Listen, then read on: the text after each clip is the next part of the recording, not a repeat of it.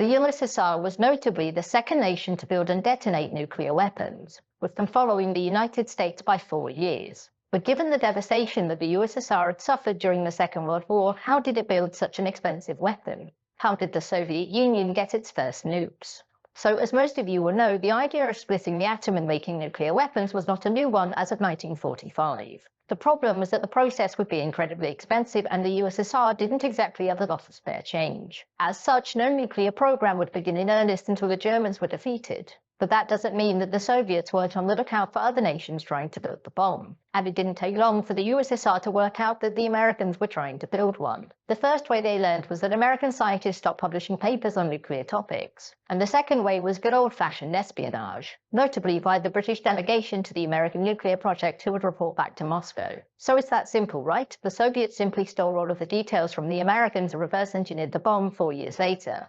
Alas, no. Whilst the USSR did make use of spies and informants embedded in the Manhattan Project, that doesn't mean that they trusted a single word that they said. The USSR's nuclear program at first fell under Lavrenti Beria, the head of Soviet intelligence. And he was, to be frank, quite paranoid, which was understandable given that he'd only gotten his job after his predecessor had gotten thoroughly Stalined. As such, he didn't want to make any mistakes, and so for the most part assumed that the Allies were using double agents to feed him misinformation. With that in mind, Soviet scientists were tasked with trying to figure out the theory of the bomb from scratch, and they weren't particularly hopeful. That was until Hiroshima and Nagasaki, at which point minds became much more focused. Stalin ordered that the project be massively scaled up and given any money that it needed. And these funds were taken from all across the Soviet budget. This was easy to justify to the Politburo's members because as far as they were concerned, if the USSR didn't build nuclear weapons, it was doomed. The problem for the USSR wasn't a lack of know-how or an issue with the logistics of such a large project. It was the lack of nuclear material. Uranium suitable for use in a bomb had been monopolized by the British and the Americans, and the USSR didn't know if there was any suitable uranium within its own borders, and thus it had to go with plutonium, which it had plenty of in the Urals, but mining it would be far too expensive after the destruction of the war. Not unless they could find a nearly unending source of cheap labor, that was.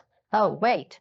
So with the plutonium being mined, the program could go ahead. Scientists were told to build the bomb from scratch, and the intelligence gathered from the United States was used to check the project's progress. The Soviets also made use of German scientists to help, who were borrowed after the war, but they were kept in a different facility away from everybody else. The project continued to grow until 1949, at which point more than 500,000 people had contributed. And as the bomb got closer to completion, the Soviets decided to copy the American bomb casing instead of using their own. Because if it failed and the Americans found out, it would look embarrassing. The test worked, the Americans found out anyway, and after this the Cold War truly began in earnest, with both powers then racing to see who could build the first hydrogen